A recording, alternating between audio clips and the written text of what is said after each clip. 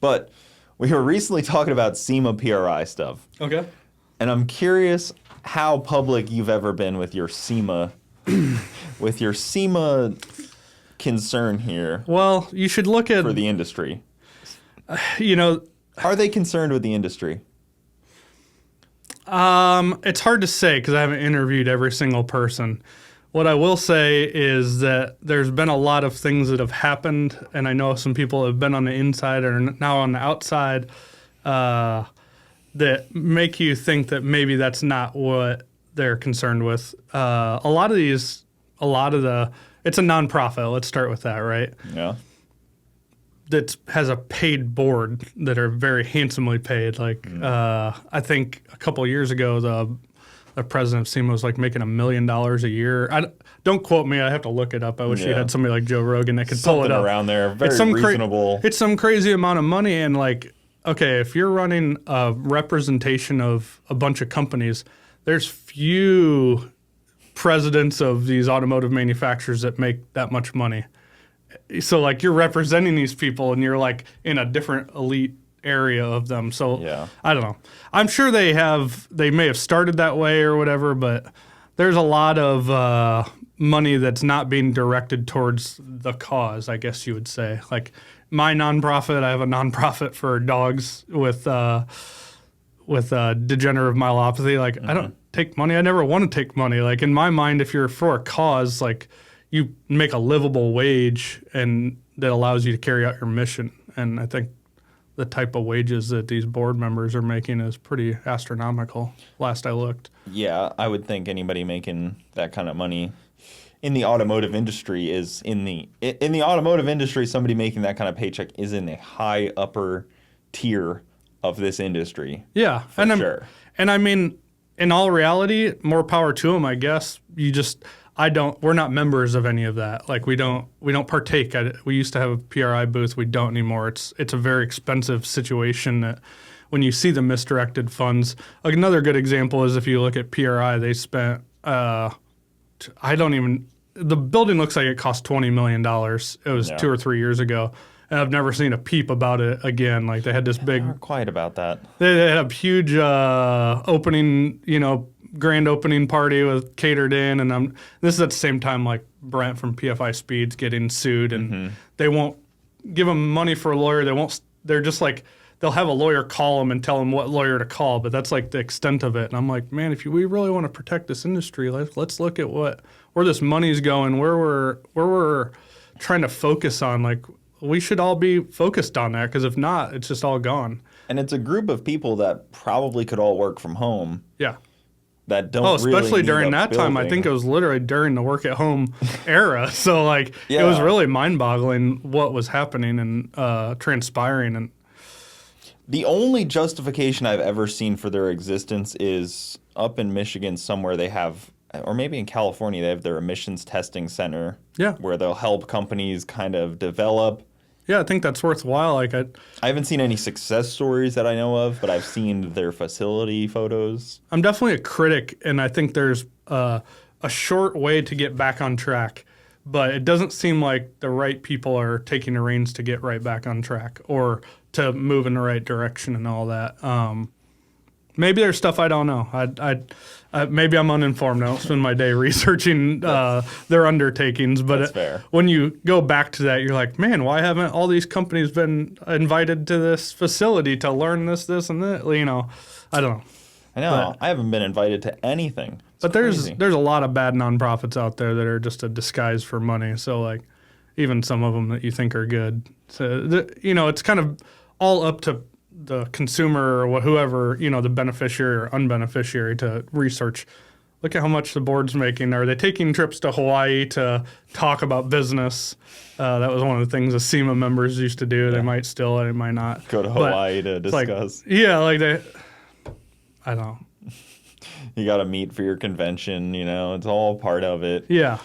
It's kind of just a club in a way. Yeah. I'm always so skeptical of any organization when they get big enough to where discretionary funds exist and you can kind of just no real checks and balances in a way and things just kind of happen. Well, and you got to look at who comprises a board up too. some of the people are people who sold out to the industry, left people high and dry, are not do-gooders before they joined, or became executives, whatever. So what makes you think they're, there in that capacity? I don't know. Yeah, it could also be just a group of people that couldn't actually make it as business owners and decided to be kind of like professors or teachers. Yeah. Yeah. Yep. It's a lot easier to legislate others Yep. and to, have say over others than it is to actually be Yep. and do. It's one of the great things. Yep. You can just control others if Yeah. you want to. Yeah. Rather than make money, we'll act like a nonprofit. Exactly. But, with like all of these bigger companies, it almost seems like, you've always hated the big capital in this industry, but now it seems like it's almost to the benefit of you because they just ruin brands. And like this brand that maybe you would have had to compete with before, they just killed it. Yeah. And it's like, oh, you just destroyed the competition for me with buying them out. Yeah, in some ways it's good from a purely business standpoint, but like I want to see the industry succeed, like in a kind of a sick way. Like when somebody wants to compete against me, it gets me really motivated. So, when I'm not saying it's become easy because of these people, but you're right. There's like a component of them. You're like, oh, they bought that. It's ruined. Okay. Yeah. That's our market now. Like Yeah, we well, like own something that now. that was good before. Yeah. Now everybody kind of knows almost immediately in this small industry that like, yeah, those suck. But in the same respect, like I always hate to see it too for like the employees of those companies because without naming names, there's a lot of smart, motivated people who have washed out because of all the big corporate BS. Like nobody can literally. It's a very predictable process. Company A gets bought. They fire the top 4 or 6 people because that's the easiest cost savings. Yeah. Then the rest of them just become like this slave to this machine, and where they used to get to develop cool parts and be involved in racing in the industry, now they're just like relegated to saving money and learning, just trying to figure out how to increase the EBITDA of this business, the earnings before interest, taxes, depreciation of assets. And next thing you know, they're communicating with people overseas on how to make these parts as cheap as possible with no quality control, and then they quit. Yeah. And they, It's just such a weird go off the grid. And it's like such an easy cycle to watch, and it still is. happens. It's very predictable too, and it's always like the people like so and so bought it, but we're not changing. It's all going to stay the same. And then a year later, man, this isn't what it used to be. And then another year later, they're calling me asking for a job, or just generally depressed. But it sucks because like I think if you look at these. I call them like historical brands. Like they brought so much to the industry, and now they're just basically a shell they're using the brand. You know what I mean? They've gutted everything else about it, everything that made them good, and those people just where do they go to thrive? Yeah, it really leaves a fracture in the whole industry, and of course we're in a hobbyist industry, so like, kind of no secret, the economy's not doing great, so not at all. Obviously going to be less hobbyist spending. I mean, I would assume. I obviously don't have any. Yeah, and then any precedent. I don't see any backends of any computer stuff, so I don't know. But yeah, I mean, from the outside, there's a couple publicly traded ones that you can watch. That they may have sunk their own ship, but they're probably just you can see that they're down. And to kind of tie it all together, I have this. It's not even a conspiracy theory that BlackRock or whatever big funds are consolidating these so that the government can be like, you're done, you're done, you're done. They only have to tell 3 people they're done at some point rather than hundreds of like patriotic, hardworking people. They're just like, we bought you out. There's no more racing. We don't want to deal with this anymore. And this guy with penny loafers from the government and this guy with penny loafers from the big corporate speak the same language. They go out to dinner, check signed, and it's all over with. Bureaucrats really are the worst. Yeah. I don't understand how they run the world. There's a whole area where they all congregate. Yeah. It's a scary spot. Yes. I know a couple people that go to DC, and have to fight this stuff, and I'm just like, I'm sorry, you have to deal with this. They eventually become one of the people they're fighting against, and it's not that far divided. There's a few in our industry that always deserve the shout out. Recently, Corey Willis with PPEI. Yeah. He's been fighting. That's an American patriot right there. That man's been fighting the good fight. Yeah. Got to shout him out because he just won the case against. Oh, he did? The Supreme Court just ruled on it today that really? The Chevron Act is revoked. So all of these three-letter organizations, they no longer get to write the laws. They have to, Congress has to write the laws, and they get to enforce them. Yeah, which will never happen. Yeah.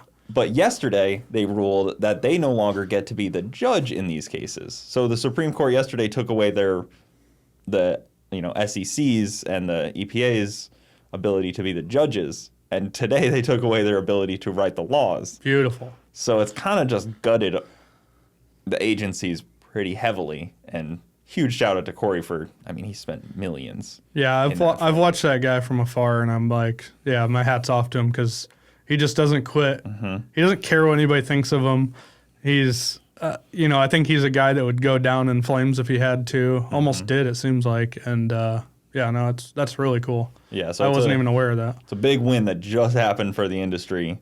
But I'm sure early on in his fight, not that everybody is some martyr hero, but people are like, dude, just give it up, pay your dues, pay your fees, and go away, because that's just how the world is. There's a lot of people, that don't have a backbone anymore and don't stand for anything. And that guy had the guts to say, no, I'm not doing this. There's also an element of talking to the right people. JH and PFI Speed, they both got hit, but if they didn't talk to the right people right away, their sales get deflated pretty quickly. Yeah. You when you started business, I'm sure there was plenty of times where you're like, I think this might be the time to wrap it up. Yeah. Well, this is going back to the whole SEMA PRI thing. The fact that they didn't get behind both of those guys, I know both of them contacted people at both. Mm-hmm. There's maybe somewhere in the penny loafer meeting, these people are like, "No, we'll be exposed and liable." Well, they're already exposed and liable. You represent these companies and these things. They have you're congregating millions of dollars. Stand behind these people and win these cases, and it would have fast forwarded all this stuff. And as well as I do, every time something like the PFI deal or Corey happened, it would put a ripple across the industry for days, weeks, months. Most of us just kept moving forward, and we're working towards something better. But for every person that was outspoken, there was 5 that paid the fine and didn't say anything. Exactly. They didn't want to get hit again. Yep. They're I've talked to so many people that are like, yeah, I don't want to talk about it. And they won't even bring it up. Yeah. Yeah, I'm like, that's so weird. Why don't you want to talk about it? What are they do you have some reason you can talk about it? Yeah, is there a gag order? Did you sign something? Yeah. Did you give somebody up? Did you what did you why is there this worry? The weird thing about, we can go on this for days, but I've looked a little bit into the Corey's deal. The thing he got charged for, at least in one of his violations, he also did. He was tuning diesel vehicles, but he put the same tune-up in government vehicles that are driven on the road, and they were fine with that. So it's this double standard, and it just blows my mind. So they deemed DEF and diesel particulate filters too unreliable to have on government vehicles. So they took them off. So they didn't have them on. But as an average citizen, they are perfectly fine for you to have on. And it's you just admit it. You just said the quiet part out loud. You just told me they're not good enough. The government is, we can go on for days about this, but it's just one big. It's so bad. Anybody that's ever had DEF in a diesel can tell you it doesn't even take a scholar to be like, okay, what got this DEF here is not worth anything in terms of the emissions it's potentially saving, which isn't, because vehicles without DEF and DPF get better fuel mileage. It's proven, but it just blows my mind. But Yeah, it's very sad. And I always say, even like, if you give a car guy free reign on making a car, he's going to probably make 2 cars. He's going to make one that's very efficient and then one that's very loud and noisy and he drives sometimes. That's the dream. You have one car that gets like 100 miles to the gallon to commute in, and then you have...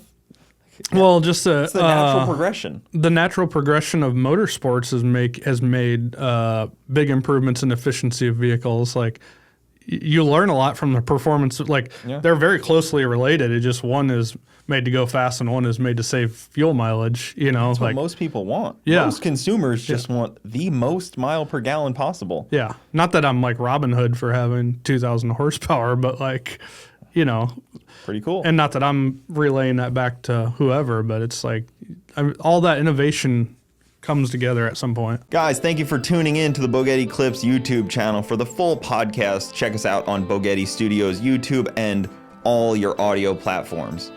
Also, hit that subscribe button to not miss out on any of the new Bogetti Clips coming up.